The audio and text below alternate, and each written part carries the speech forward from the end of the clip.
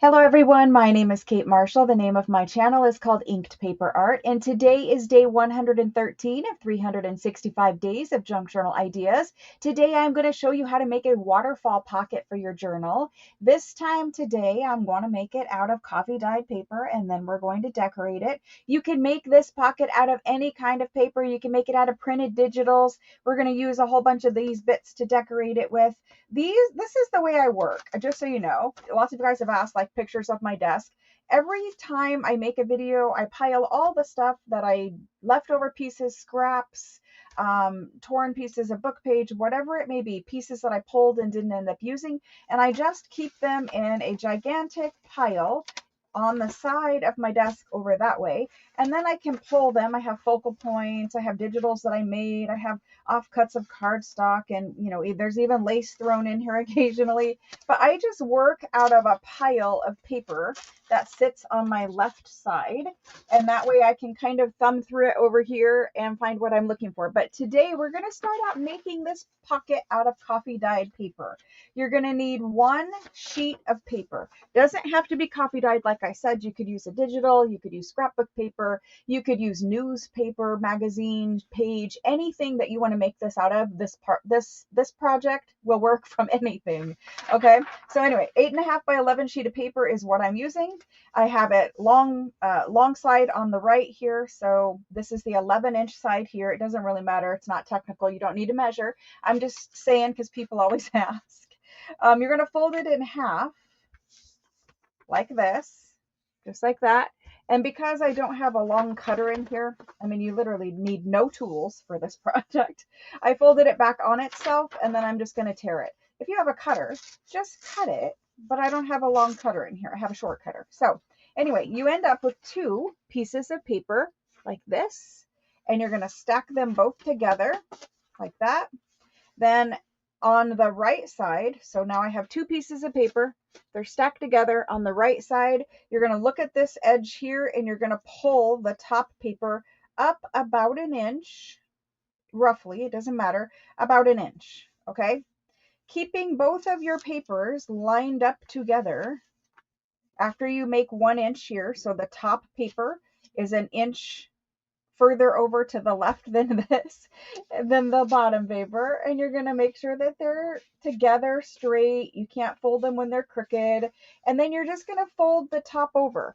So just pick them both up on the left and fold them over to where there is an inch piece here showing. So this is your part you're folding over, and you're just trying to end up with 4 1-inch little shows here, if that makes sense, right?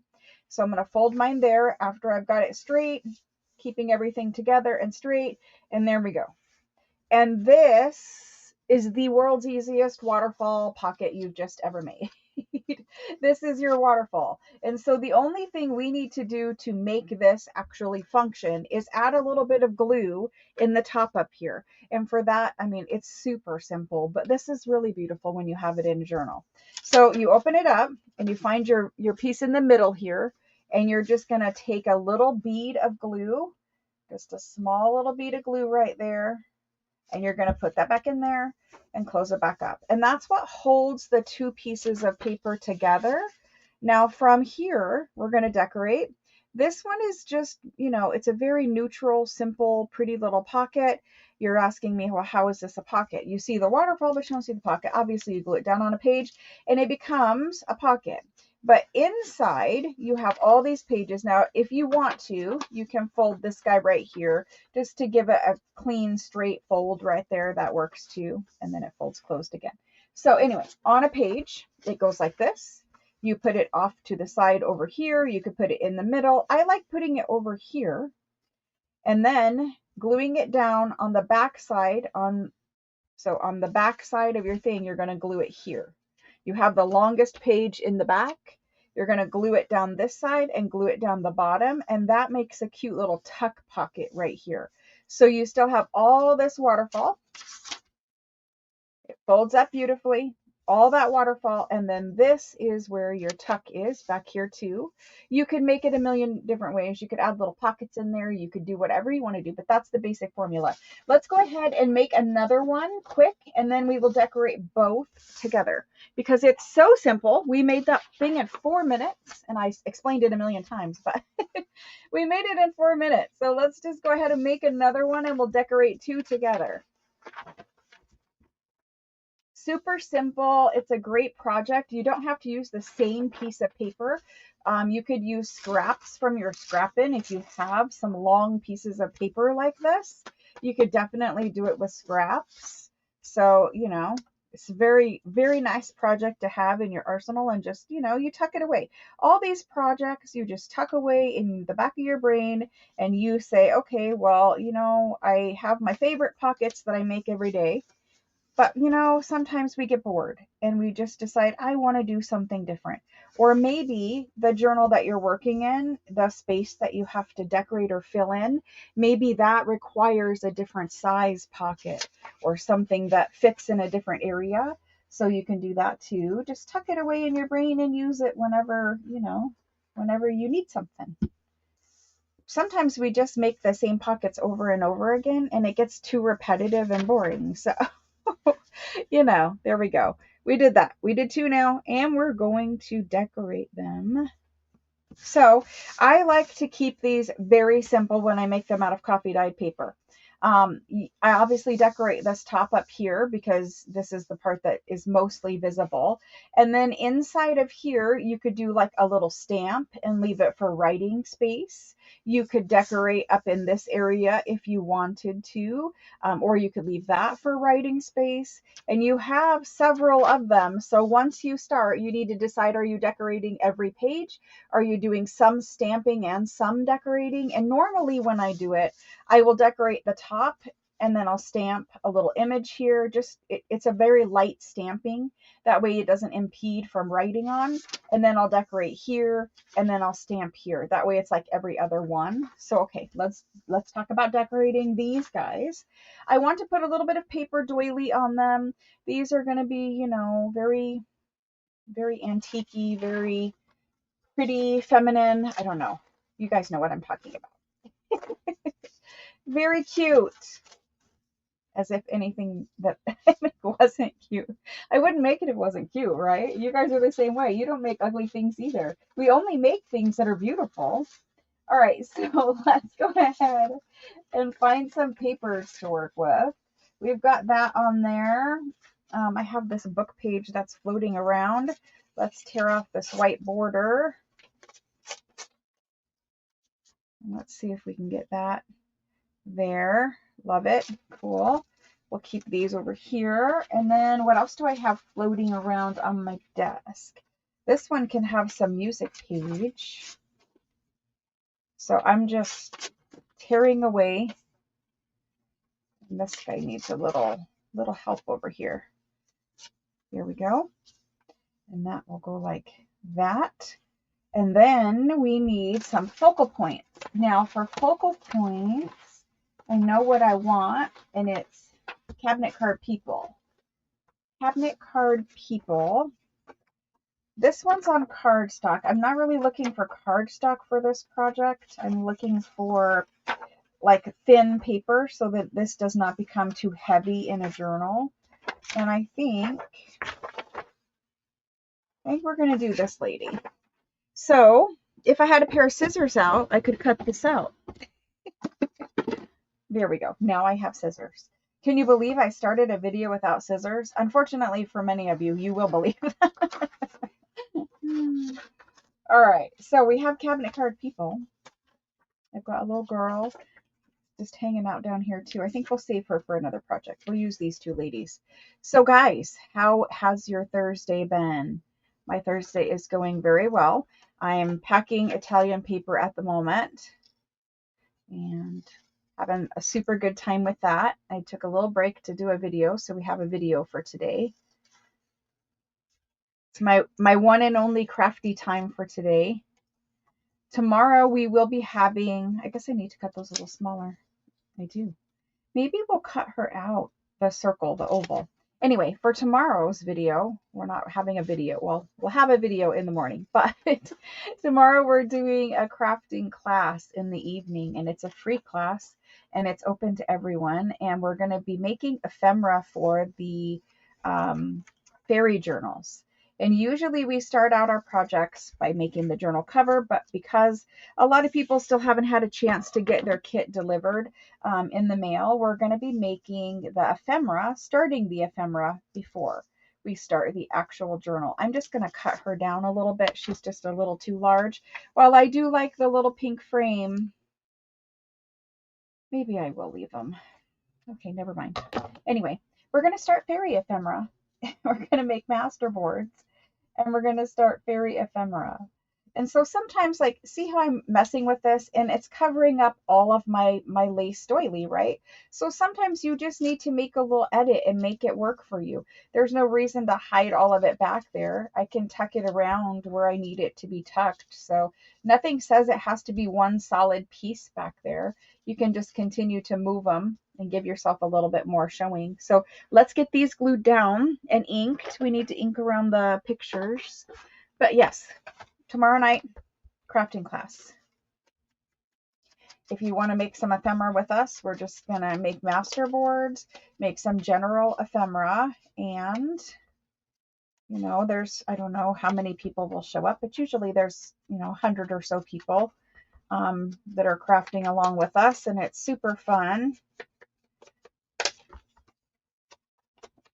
So all kinds of ephemera, and not everything will have a fairy on it because my journal is very light fairy themed. Mostly it's just, pretty roses and images like this, pretty Victorian dressed women. There's that. Okay, I like it. Now, you know how we did the video where just recently where we had those vintage paper punches? How cute would it be to paper punch your edges going down? It would be super, super cute. Unfortunately for me, I don't have those in here any longer, so I can't paper punch mine at the moment, but you certainly could if you wanted to. That would be very cute. I also did not bring in a glue thing yet, so we will be using a glue page again. Not my favorite way of doing it, but it'll work. So let's glue our paper. Glue our paper down. Let's see. So I talked about crafting class. I'll give you guys an update on where we're at with Italian paper being packed. I don't usually use glue stick on it, but I'm going to attempt to just dab some on there. Normally I just put it right on the page. We're going to try this today.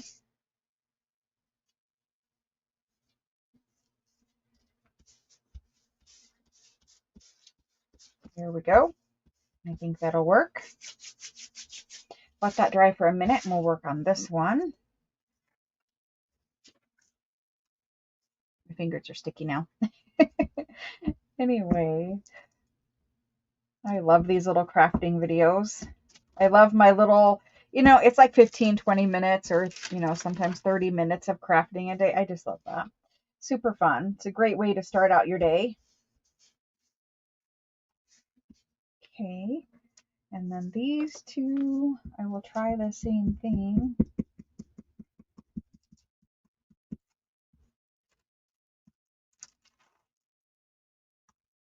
Let's do that one that way. Maybe. My fingers are also getting very sticky. Okay. Moving that way. I like using paper doily. It's the lacy effect without the actual fabric lace. And we'll make this one go about there. Okay, and now our focal points. For the focal points, I am just going to use art glitter glue. Just didn't want to use the glue stick anymore, I guess.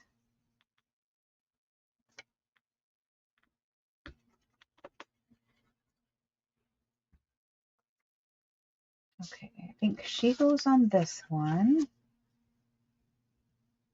And she basically covers the whole thing, a little bit of border around top and bottom. There's that.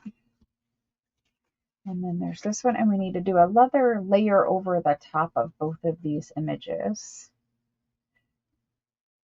They're a little bit too big for the project, but I like them in their entirety. If we cut them down, you would have been able to tell they were cut down.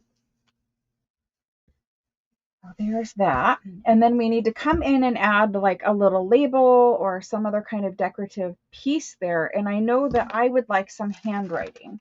So let me find some handwriting to put on here. And we're going to use that handwriting in place of a little label. And so I want to keep it neutral. I found some beautiful French handwriting, but it is purple. And I would like to keep these very neutral. So here's some more handwriting. And this will be great for our project. So we're just going to take a little strip of it, maybe 2 lines of handwriting. And I'm going to fold that over a couple of times and tear it. And that's going to give me that torn edge. And we're going to put this little strip right down here at the bottom. And so there's that one. And a little less on this one. It works. Let's do it.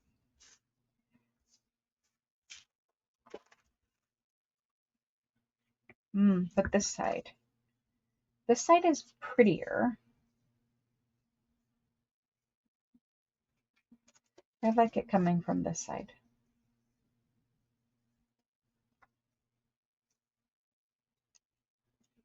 We'll swap them. We'll go like that. Okay. This is rag paper, and rag paper is super, super nice and textured, but it does use a little bit more glue when you're gluing it on there. Okay. Just simple little things from your scrap pile and basic coffee dyed paper. And just because it's coffee dyed paper, just because we made it out of coffee dyed paper, it does not by any stretch of the imagination mean that you have to leave these just for writing space. Go ahead and add pockets and more decorations to both of them if you want to. I think we could use a little flower, another little element right here on this one. And I think, you know, this guy, I don't necessarily love the way that that is right there. I might leave it, I might not. We might come in and add another layer over top of that. We'll see. But anyway, there's that. And then what I would do is inside of here, I got a little glue there, is I would do a little stamped image in a light colored ink right here. Maybe the vintage photo oxide would be okay stamped on the copy dyed paper there. And then to this page, I would go ahead and decorate it up a little bit more. We can do that. We have a little bit of time, I guess. And it depends on what you want to see, you know, because you're going to see this little 1-inch strip on each little layer. So you need to think about what you want to see poking out from down there. We could add pockets right here. Let's add pockets. I kind of want to add pockets out of this.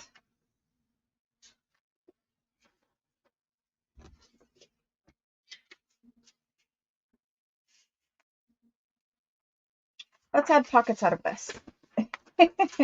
Enough. I was trying to see if I have enough space to add a pocket right there. Let's see. I'm going to attempt to tear that. And it tore, of course, lovely. Some little rough torn pockets down the side of this.